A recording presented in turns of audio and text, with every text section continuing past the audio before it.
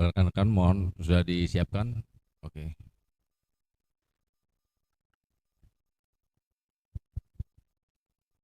Ya,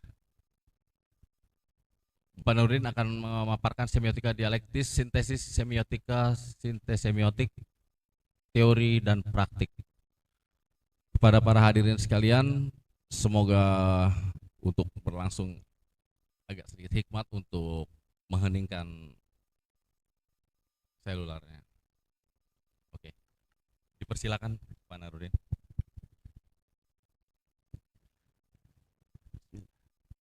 Assalamualaikum warahmatullahi wabarakatuh.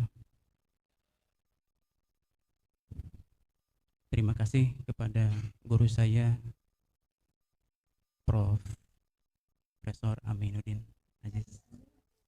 Terima kasih kepada guru saya, Bapak Abdul Haq. Kepada guru saya, Pak Tommy Kristomi. Kepada guru saya, Pak Saifur Rahman. Dan kepada moderator, Bang Moses. Ya. Sudah siap semuanya ini? Baik, kita mulai. Dahulu ada seorang ahli hermeneutika yang bernama Wilhelm Dilthey. Wilhelm Dilthey, dia berkata dalam bahasa Jerman yang kira-kira seperti ini. Wir verstehen nur durch Liebe. Bahasa Inggrisnya, we understand only through love. Kita hanya mengerti lewat cinta. Lalu ada pula sebuah hadis dalam bahasa Arab yang diucapkan seperti ini. Anta ma'aman ahbabta. Engkau bersama dengan orang yang engkau cintai. Jadi saya kesini dengan membawa cinta dan semoga saya berhadapan dengan orang-orang yang penuh bergelimang dengan cinta. Tepuk tangan dulu. Mari kita mulai saja, bisa dilihat di depan. Sesungguhnya apa yang kita bahas ini adalah sudah berlalu. Sebab ada buku revisi yang sempurna dari semiotika dialektis, yaitu berjudul Sintes Semiotik. Semiotika dialektis itu sesungguhnya mengingatkan kita kepada pemikiran Karl Marx atau Marxisme, yaitu materialisme dialektis. Apabila kita melihat ke depan, di sana ada, tolong dikembalikan dulu ke belakang, Pak. Di awal tadi itu. Nah ini, semiotika dialektis atau sintesis semiotik atau sintes semiotik. Nah, 2 tahun saya menggeluti semiotika dialektis dengan banyak mengkritik, mengkaji, dan menulis karya sastra. Akhirnya saya sampai kepada istilah sintes semiotik. Sintes semiotik itu adalah singkatan dari sintesis semiotik, dan ini adalah bentuk terakhir yang saya sebut sebagai istilah terakhir atau baru dari semiotika dialektis. Teori dan praktik. Nanti akan terbit pada tahun 2023 berjudul Sintes Semiotik, Teori dan Praktik. Silakan lanjutkan, Pak. Definisi semiotika dan 2 bapak semiotika. Ini hal yang sangat umum sekali. Semiotika berasal dari kata atau bahasa Yunani semeion. Oleh sebab itu semiotika berarti ilmu tanda. Dan ada 2 bapak semiotika di dunia ini. Yang pertama Ferdinand de Saussure, itu menggunakan istilah semiologi. Dan yang kedua Charles Sanders Peirce. Katanya yang tepatnya itu Charles Sanders Peirce, bukan Peirce. Silakan dilanjutkan kembali, Pak. Sintes semiotik atau semiotika dialektis. Semiotika dialektis itu atau sintes semiotik sesungguhnya merupakan ikhtiar saya ini terhadap para semiotikus, pemikiran para semiotikus dunia atau dalam negeri sebelumnya. Dalam kesempatan ini saya bagi 2. Yang pertama, sintesis semiotik terhadap trikotomi analisis semiotik yang telah dahulu diucapkan atau disampaikan oleh Morris, Zuss, Zaimar, dan Sumiadi. Lalu yang kedua, sintesis semiotik terhadap semiotika atau pemikiran semiotik dari Roman Jakobson, Michael Lefebvre, Charles Sanders Peirce, dan Art van Zust. yang memiliki kedekatan teoretis. Silakan Pak dilanjutkan. Trikotomi analisis semiotik terhadap karya sastra. Sebelum saya menguraikan, ada buku yang hendak terbit, yaitu buku kumpulan esai dan kritik sastra saya yang kedua. Itu di sana banyak sekali praktik-praktik dari trikotomi analisis semiotik. Saya sudah mempraktikannya banyak untuk buku atau puisi atau karya sastra profesor, doktor, dan para sastrawan lainnya. Dan juga saya mempraktikkan terhadap novel saya, buku cerpen, buku puisi. Dan buku cerpen diberi kata pengantar oleh Pak Saifur Rahman ya Pak, kemarin itu. Nah, trikotomi analisis semiotik ini sesungguhnya istilah yang sudah lama atau lampau. Dan ini sangat ringan sekali, sebab ketika kita membicarakan trikotomi analisis semiotik, kita akan dihadapkan kepada istilah-istilah linguistik. Sesungguhnya saya berterima kasih banyak kepada Profesor Aminuddin Aziz, guru saya sejak dahulu, yang mengajarkan kepada saya linguistik. Seandainya saya tidak belajar linguistik, saya tidak dapat berdiri atau duduk di sini dan saya menguraikan semiotika. Sebab pemikiran saya tentang semiotika itu berasal dari kecintaan saya terhadap linguistik. Lalu dikawinkan dengan sastra, pemikiran sastra, dan lahirlah ini. Yang pertama, trikotomi analisis semiotik itu yang pertama, seperti kita ketahui dan ini sangat galib sekali, sintaksis. Sastra itu kan bahan dasarnya itu kata, tidak boleh keluar dari analisis kata-kata. Oleh sebab itu diikat seluruhnya sastra itu dengan sintaksis. Binatang yang berbahasa itu manusia, kata filsuf Nietzsche. Sintaksis ini adalah objek tataran linguistik yang kita ketahui kalimat, klausa, dan frasa disebut sintaksis. Dan pedoman tahap analisis ini, yaitu pedoman analisis tata bahasa, sangat ringan sekali. Dan lalu ditambah dengan PUEB yang telah direvisi kemarin, kalau tidak keliru ingat, betul?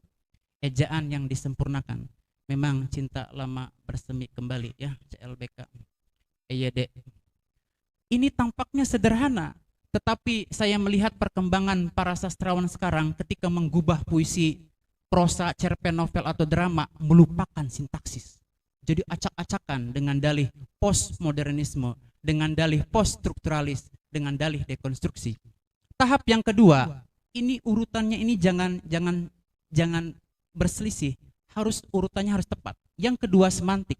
Teori arti atau makna, itu definisi yang begitu mudah diucapkan. Pedoman tahap analisis ini merupakan interpretasi dari deskripsi sintaksis, dapat berupa trikotomi makna, makna integral, makna periferal, dan makna sentral. Selain 7 tipe makna dari Leach, saya tekankan. Jadi semantik itu interpretasi dari deskripsi sintaksis. Kalau sudah selesai dianalisis secara sintaksis, maka dimaknai secara semantik. Nah, semantik itu adalah interpretasi dari deskripsi sintaksis. Itu yang pertama. Yang kedua, ini adalah teori orisinal saya. Saya memberikan trikotomi makna. Yang pertama makna integral, yang kedua makna periferal, dan yang ketiga makna sentral. Di dalam puisi, kita ambil contoh karya sastranya itu puisi. Di dalam puisi, kita melihat puisi itu seperti tubuh. Tubuh dilihat, satu tubuh manusia. Lalu makna utuh atau makna integral itu tubuh manusia. Makna periferal adalah organ-organ dari tubuh manusia itu. Baris-baris puisi, kalimat, dan sebagainya. Kalau makna integral itu makna utuh dari puisi. Makna sentral adalah jantung dari puisi itu. Tidak ada manusia yang tidak memiliki jantung. Tetapi ada pohon pisang. Kenapa cintamu seperti pohon pisang? Kau punya jantung tapi kau tidak punya hati. Tapi kita tidak usah memaknai itu, sebab kita memaknai hal yang lain. Selain 7 tipe makna dari Leach, itu dapat dilihat dari makalah saya. Semoga filenya dibagikan kepada para hadirin. Ada makna denotatif, konotatif, dan banyak lagi yang lainnya. Tetapi saya menekankan bahwa semantik itu interpretasi dari deskripsi sintaksis. Kalau dilihat gabungan dari sintaksis dan semantik, maka tidak akan lepas dari analisis sebelumnya. Jadi berkarya sastra itu harus utuh dan padu. Tidak boleh lepas dari analisis sintaksis itu. Linguistik adalah, kata Roman Jakobson, sebagai dasar berpijak apapun ketika melompat kepada wilayah poetika. Yang ketiga, pragmatik. Nah, ini dia ini. Pragmatik begitu luas sekali. Dalam kesempatan ini kita permudah saja kajian makna yang dimaksudkan oleh pembicara. Pedoman tahap analisis ini ialah dua subjek komunikasi dalam teks, penulis, pembaca, kalau berupa tulisan, pembicara, pendengar, kalau berupa tuturan, aku lirik dan engkau lirik, dan lain-lain yang sebangsanya yang mirip dengan itu, juga melibatkan makna tak tampak, konteks, rujukan, dan praduga. Makna tak tampak ini dapat kita kenali dengan asumsi dan praduga kita yang banyak. Maka kita akan mendapatkan makna tak tampak itu.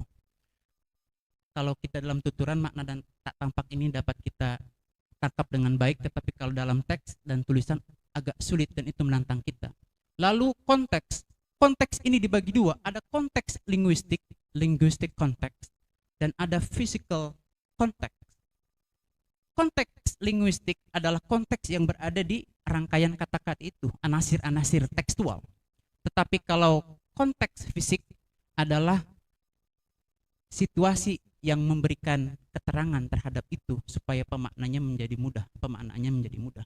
Lalu rujukan, rujukan adalah referensi, dan yang terakhir praduga.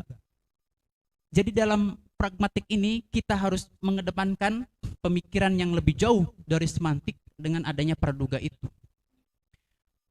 Apa yang saya dapat ambil dari sini para hadirin sekalian, jadi trikotomi analisis semiotik ini harus 3 tahap ini harus penuh.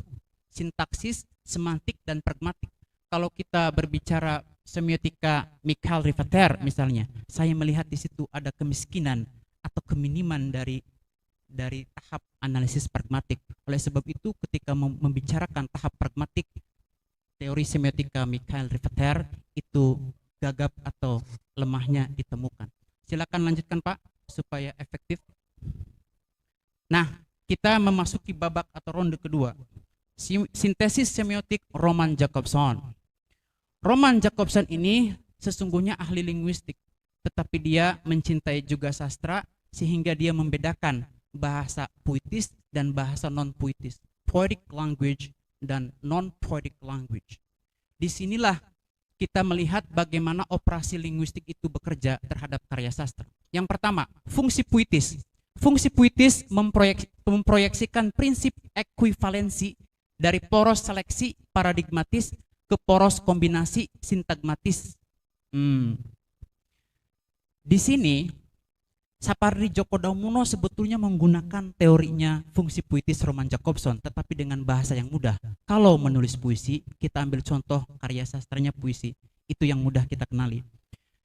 Pilih katanya dengan tepat dan kombinasikan katanya dengan tepat. Sesungguhnya ini prinsip ekuivalensi dari Roman Jakobson, memproyeksikan prinsip ekuivalensi dari poros seleksi paradigmatis ke poros kombinasi atau sintagmatis. Perhatikan Bapak dan Ibu, istilah yang digunakan oleh Roman Jakobson itu istilah dari linguistik. Boleh jadi ini dipinjam dari Ferdinand de Saussure, itu yang dikotomi yang banyak itu, lang, taro, sintagmatis, paradigmatis, lalu penanda dan petanda, signifier, signified, dan lain-lain, termasuk sinkronis dan diakronis itu. Lalu yang kedua, fungsi puitis menindih fungsi lainnya. Fungsi puitis dominan dalam puisi. Bagaimanapun, fungsi puitis itu dominan dalam puisi. Sebab apa? Seleksi kata dan susunan katanya itu harus puitis. Tetapi dalam teks yang lain, fungsi puitis itu ditindih dengan fungsi konatif atau fungsi komunikatif. Oleh sebab itu Bapak dan Ibu, kalau ada puisi yang terlalu komunikatif, itu puisi itu disebut oleh Sapardi Djoko Damono sebagai puisi yang gagal. Atau puisi yang terlalu metaforis, puisi yang gagal. Mengapa demikian? Karena fungsi puitis ditindih habis-habisan, dibungkam. Kalau dalam puisi esai itu silahkan saja anak SMA, anak-anak semuanya yang bukan penyair bisa jadi penyair. Itu sebetulnya membungkam fungsi puitis Roman Jakobson. Tidak bisa. Menyusun puisi harus strukturnya itu memperhatikan poros seleksi dan poros kombinasi. Istilah linguistiknya paradigmatis dan sintagmatis. Silakan lanjutkan Pak. Sintesis semiotika Michael Rivater. Ini orang Perancis. pembacaan heuristik dan hermeneutik. Saya 2 tahun lebih ini mendalami itu semiotika Michael Rivater dan banyak diajarkan di berbagai perguruan tinggi dan di mana-mana dan sangat digandrungi oleh para penyair dan para pengkaji. Tapi saya menemukan kelemahan-kelemahan. Mari kita bahas. Sintesis semiotikanya seperti ini. Pembacaan heuristik dan hermeneutik harus ditiadakan. Karena memprosakan puisi dengan teknik parafrasa, puisi diprosakan mengubah bentuk puisi. Bentuk puisi bait, rima, enjambement, tipografi misalnya, termasuk penciptaan arti atau creating of meaning menurut Rivater sendiri. Ini kontradiksi teoritis. Puisi satu tubuh jika diubah diprosakan dengan parafrasa maka bergerak penanda-penandanya itu. Jadi signifiernya bergerak. Ketika bergerak itu menjadi puisi yang lain, menjadi puisi kedua, digerakkan lagi, ditambah lagi di parafrasanya dengan kata-kata anasir-anasir linguistik yang lain, maka berubah lagi menjadi puisi yang baru.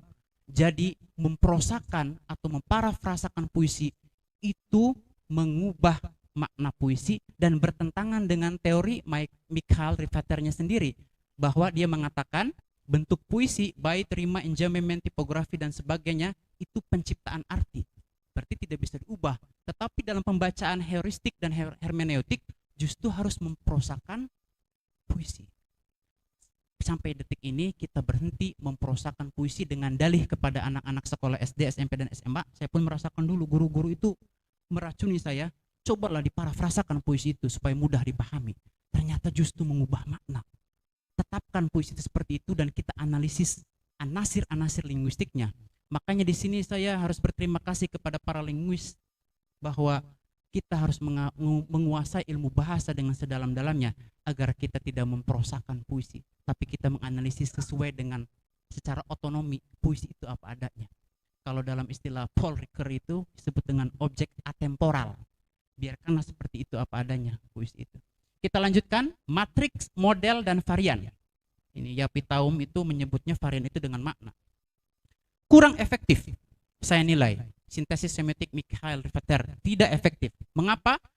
Karena pembagian tematik ala Van Dijk dalam critical discourse analysis, saya melihat pembagian makna dari makna atau tema besar ke dalam tema kecil, makrostruktur dan mikrostruktur itu sangat rapi sekali. Mikrostruktur lalu makrostruktur. Tapi saya melihat matriks, model dan varian Rivater ini memiliki kelemahan dan tampak redundan. Oleh sebab itu, yang ketiga Bapak dan Ibu perhatikan alternatif trikotomi makna. Ini yang telah saya kemukakan di muka.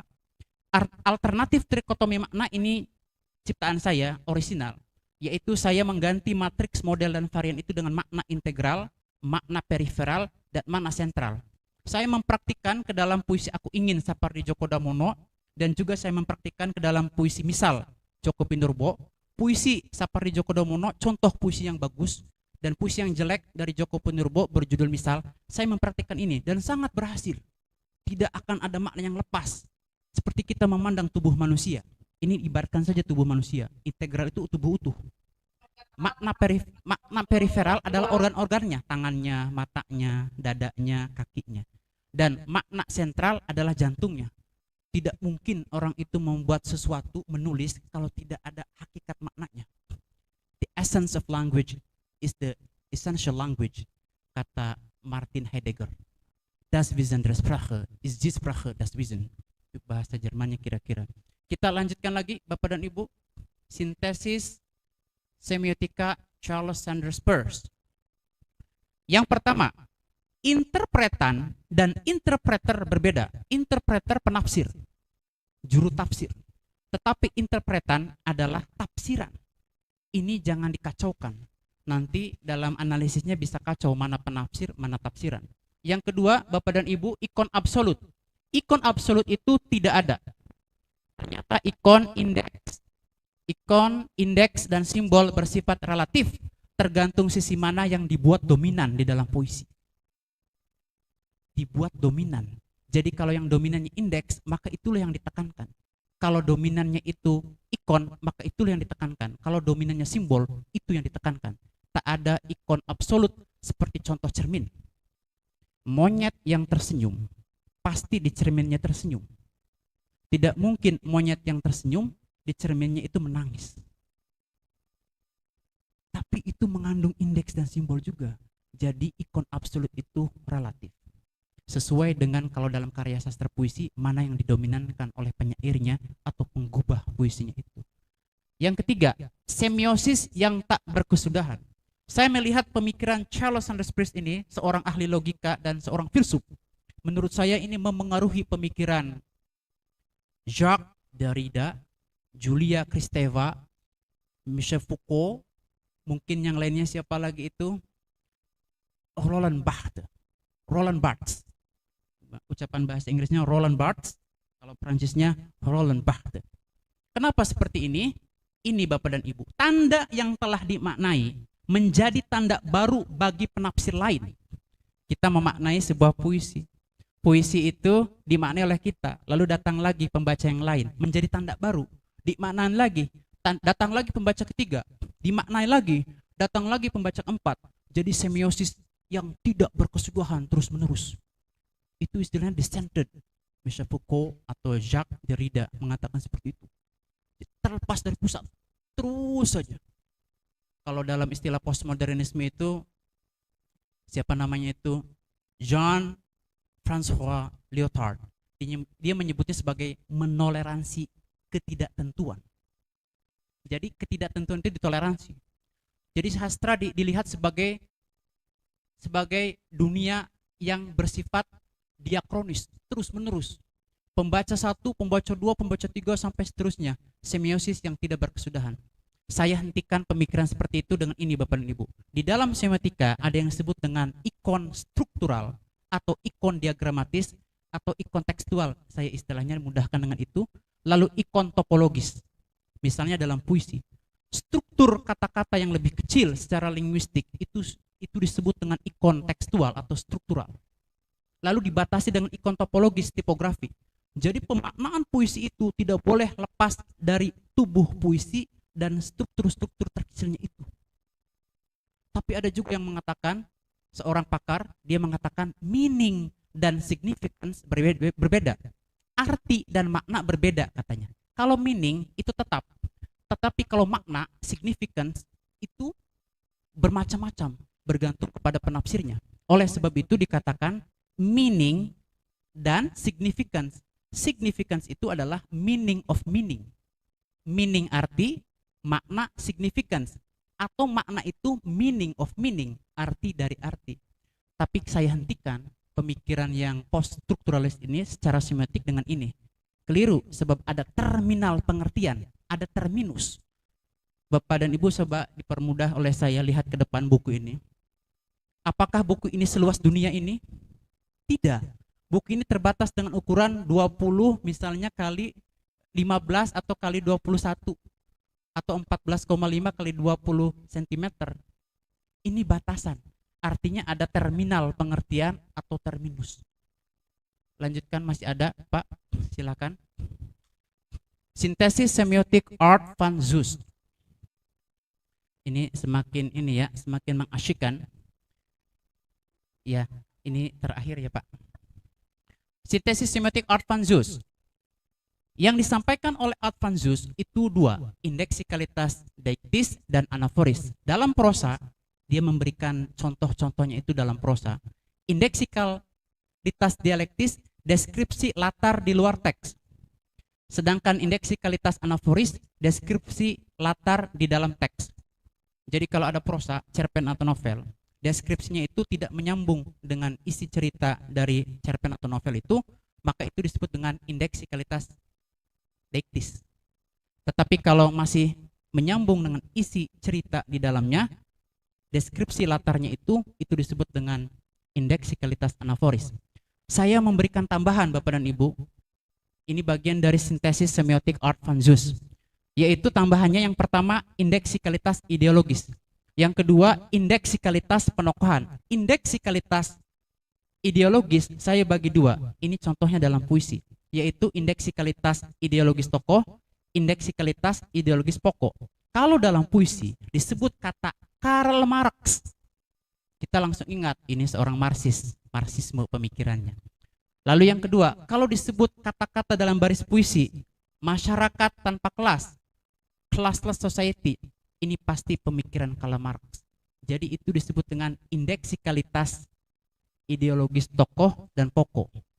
Bagaimanapun puisi itu dibuat, kalau kita mengenal indeksikalitas ideologis, kita tidak akan lepas dari isi puisi itu atau ideologi puisi itu. Lanjutkan yang kedua, indeksikalitas penokohan. Dalam prosa ini lebih mudah dikenali. Yang pertama, indeksikalitas verbal, ucapan tokoh. Yang kedua, indeksikalitas nonverbal, tindakan tokoh. Indeksikalitas fisik, kejadian fisik pada tokoh. Indeksikalitas psikis, kejadian psikis pada tokoh. Contohnya di bawah. Ini yang terakhir Bapak dan Ibu.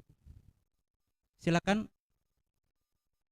Contoh indeksikalitas verbal dan nonverbal dan indeksikalitas fisik dan psikis. Yang pertama, Udin berkata kepada Neng Pulen, "Aku mencintaimu." Udin memeluk erat tubuh Neng Pulen dengan sepenuh hati hingga Neng Pulen sukar bernapas. Mungkin ini ada indeks kesundaannya. Kalau ada indeks kesundaan mungkin ada sesuatu secara psikis yang bergolak di dalamnya. Tetapi di sini bukan orang Sunda semua. Udin berkata kepada Neng Pulen, "Aku mencintaimu." Ini indeksikalitas verbal. Berupa tuturan, kalimat yang diapit dengan dua tanda petik, kalimat langsung, verbal. Tetapi Udin memeluk erat tubuh Neng Pulen dengan sepenuh hati hingga Neng Pulen sukar bernapas. Ini indeksikalitas non-verbal, tindakan. Jadi Bapak dan Ibu kalau di cerpen, di novel, di drama, ada yang seperti ini, yang menggunakan tanda petik namanya indeksikalitas verbal. Lalu kalau berupa tindakan, indeksikalitas non-verbal. Yang bawah ini berbeda Bapak dan Ibu, perhatikan sangat halus sekali perbedaannya. Di bawah atap beranda, Monty melihat langit. Tak terasa ada setetes air membasahi pangkuannya. Kemudian ia mengalihkan pandangannya ke arah awan kelam. Tetapi ia tak melihat apa-apa, kosong. Tak terasa ada setetes air membasahi pangkuannya, itu indeksikalitas fisik. Kejadian fisik yang menimpa si tokoh. Tetapi ia tak melihat apa-apa, kosong. Itu kejadian psikis yang menimpa tokoh. Selama ini kita hanya mengenal, ini nih, ucapan langsung nih, tuturan. Ini nih, tindakannya nih, perbuatannya. Deskripsi hanya sampai situ. Tapi saya membedakan secara halus sekali sebagai sintesis semiotiknya, yaitu dengan indeksikalitas verbal, nonverbal, fisik, dan psikis. Terakhir penutup Pak, silakan. Kesimpulan. Nah, kesimpulan dan terima kasih. Sintesis semiotik itu Bapak dan Ibu, saya ingin mengatakan dalam kesempatan ini, alhamdulillah ya diberikan kesempatan.